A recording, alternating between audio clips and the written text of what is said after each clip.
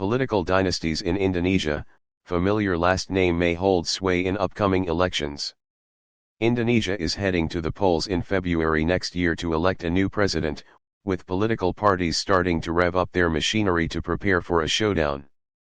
President Joko Widodo is constitutionally barred from a third term in office. This means that Indonesians will be electing a new head of state to lead the world's third-largest democracy. Among names that have surfaced in local media for the presidency and vice presidency include Puan Maharani from the ruling Indonesian Democratic Party of Struggle, PDIP. She is the daughter of former president and party chair Megawati Soekarnoputri. Subscribe our YouTube channel and click our bell icon for new videos. She is the daughter of former president and party chair Megawati Soekarnoputri. Others include leader of the Democrat Party Agus Harimurti Yudhoyono, the son of the sixth president of Indonesia Susilo Bambang Yudhoyono. Mr. Agus is said to be in the running to serve as a vice presidential candidate to former Jakarta Governor Anies Baswedan in the upcoming presidential election on February 14, 2024. Mr. Anies is the presidential pick for Nasdem, the country's fourth biggest political party. Compared with MDM Maharani and Mr. Agus, Mr. Widodo, who is a member of PDIP, started his political career as an outsider. Prior to becoming mayor of Solo City in central Java in 2005, Mr. Widodo was a businessman. Mr. Widodo, or Jokowi as he is popularly known, became Indonesia's president in October 2014. His eldest son, Mr. Gibran Rakabuming Raka, followed in Jokowi's footsteps when he became mayor of Solo in 2021. This led to speculation that the president may be laying the foundation for his own political dynasty, generally defined by experts as a situation where multiple members of a family are involved in politics. Mr. Raka, 35, has said that he is ready to run in the next gubernatorial race, sparking speculation that he is aiming for the Central Java governor post. In addition to the presidential race in February next year, voters will be simultaneously picking the vice president, parliamentarians and members of local legislative bodies. Political analyst Ray Rangkuti from Jakarta-based think tank Lingkar Madani said there are several characteristics of a political dynasty. Chief among them is whether a politician comes into power when a family member is in office. First, the person comes to power when the parent or relative is still in office. Second, the person doesn't start off as a politician and has no political background. And lastly, they are blood related, he told 24newsread.blogspot.com. With Jokowi's son expressing interest in running for regional elections, attention has once again turned to political dynasties in the country and how they may impact the leadership transition. Prominent political families. What are some of the prominent political families in Indonesia? MDM Megawati Soekarnoputri, 76, is head of the PDIP and also Indonesia's fifth president. She is the country's only female president and vice president to date. Notably, she is the daughter of the country's first president and founding father Soekarno. Her daughter MDM Maharani is also a member of PDIP. MDM Maharani's political career took off in 2009 when she became a member of parliament at the age of 36. From 2014 to 2019, she was a coordinating minister for human development and culture during Jokowi's first term. She is now the current Speaker of Parliament, the first female to have ever held the post. There is speculation that MDM Soekarnoputri may nominate her daughter as the party's presidential candidate at next year's election. MDM Soekarnoputri had previously appeared to criticize other political parties that have backed politicians who are not their own cadres as a presidential candidate for the 2024 election. Besides MDM Maharani, MDM Soekarnoputri's son as well as her grandchildren are members of PDIP. Another notable political dynasty is that of Indonesia's sixth president Susilo Bambang Yudhoyono. Mr. Yudhoyono, a retired army general, founded the Democratic Party in 2001. During Mr. Yudhoyono's presidency, his younger son Ethi Baskoro Yudhoyono became a parliament member for the Democratic Party. Mr. Yudhoyono has 2 children. The party is now led by his elder son Agus Harimurthy Yudhoyono, who retired from the military in 2016 to run in the 2017 Jakarta gubernatorial election. Mr. Agus lost the election but has remained active in politics. According to local media, he is being touted as a running mate of Mr. Baswedan in next year's polls. The latter defeated Mr. Agus in the 2017 Jakarta gubernatorial race. Additionally, observers said there have been signs that Jokowi is building his own political dynasty, when his elder son became mayor of Solo City in 2021. Mr. Jokowi's son-in-law Bobby Nasution is now also mayor, leading Sumatra's biggest city Medan. He is married to Mr. Widodo's daughter Kahiyang Ayu. Recently, Mr. Jokowi's third and youngest child Kazang Pangarap, 28, told his family that he wants to enter politics. His older brother, Mr. Rika, the current mayor of Solo, first told local media about the plan. Mr. Pangarap is more widely known as an entrepreneur and a YouTuber. When asked by reporters, Jokowi said that his Singapore-educated younger son had already told him of his plans to enter politics.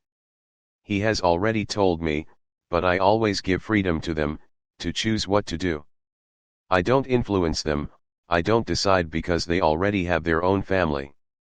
They need to be responsible, they need to be able to decide for themselves, and I won't intervene, Jokowi said. Political dynasties can be problematic, analyst. Political dynasties are not a new phenomenon in Indonesia. Aside from B.J. Habibie, the country's third president, every Indonesian president so far has had at least one immediate family member who entered politics. However, Mr. Yos Kinawas, who specializes in dynasty politics, told 24newsread.blogspot.com that such political dynasties can be problematic. Mr. Kinawa said that the presence of a political dynasty in a party discourages the development of other politicians who do not have strong connections. It discourages the party members' development as someone with connections could bypass another who has worked hard within the party ranks, said Mr. Kinawas, who graduated from Singapore's Nanyang Technological University. Political dynasties could erode party institutionalization. So in the long run, it discourages the party from developing capable members because those with connections can easily bypass the rest, said Mr. Kinawas. This is especially so when a member of a political dynasty is being groomed for senior leadership roles. Mr. Kinawas said that he recognized that political dynasties exist as top leaders want someone to continue their legacy. We need to understand why politicians choose their own people, and that's because there are trust issues. That's why they choose people they trust who could handle what they want to be executed, and sometimes that's unavoidable. They need their programs to be executed, or there are certain goals they want to reach, said Mr. Kinawas. He opined that reforms can be pushed in the form of a party law to prevent a situation when members of a political dynasty are immediately put forth as election candidates. For example, if someone wants to be nominated by a political party, that person must have been a member of that political party for at least 5 years. This way, newbies can first learn, said Mr. Kinawas, who is currently pursuing his doctoral degree at Northwestern University. While the Indonesian constitution does not prohibit family members of top leaders to run for elections, Mr. Rangkuti from Lingkar Madani claims it is not a fair process. It is not fair. There could be an abuse of power in play, he said. Using the family member's popularity to win votes is not fair. He also said that it could lead to corruption, a practice that Indonesia has seen in regional political dynasties such as in Banten province and in Kalimantan. Banten has been ruled for years by members of the same family, some of whom have been embroiled in corruption cases. Notably, former Governor Ratu Atut Chojiya was sentenced to prison in 2014 for corruption, but her family continues to lead the province. In East Kalimantan province, the former regent of Kutai Kartanegara Syakani Hasan Rais created his own political dynasty. Kutai Kartanegara was considered Indonesia's richest regency at that time. However, Rice was embroiled in a corruption case in 2006. His daughter Rita Widyazari, who in 2010 also became regent of Kutai Kartanegara, was sentenced to 10 years jail in 2018 for corruption. Mr. Kinawaz, the other analyst, said that politicians should be mindful of their image, even if Indonesian law does not prevent different family members to run in an election. Jokowi, for example, is already a brand. There is hope that because of the brand, in the long run, there is a certain quality of Jokowi's dynasty which his brand can represent. The image or brand is mainly based on what the person has done while in office, noted Mr. Kinawaz. For example, if you choose someone from Jokowi's family, most likely we would have a nationalist, a pluralist, someone who is focused on infrastructure. And if you choose from Gus Dur's, Indonesia's fourth president, family, you will have people who are pluralists, concerned about religious diversity. We hope that other brands would have such qualities too, not just negative ones like corruption, he said. Indonesia's richest regency at that time. However, Rice was embroiled in a corruption case in 2006. His daughter Rita Widyazari, who in 2010 also became regent of Kutai Kartanegara, was sentenced to 10 years jail in 2018 for corruption. Mr. Kinawaz, the other analyst, said that politicians should be mindful of their image, even if Indonesian law does not prevent different family members to run in an election. Jokowi, for example, is already a brand.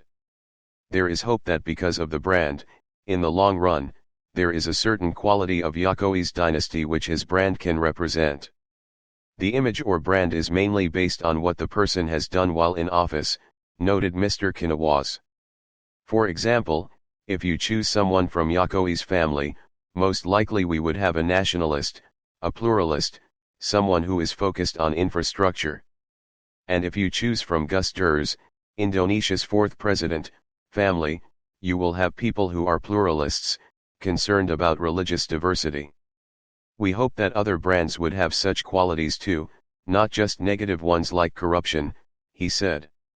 Concerned about religious diversity. We hope that other brands would have such qualities too, not just negative ones like corruption, he said. Subscribe our YouTube channel and click our bell icon for new videos.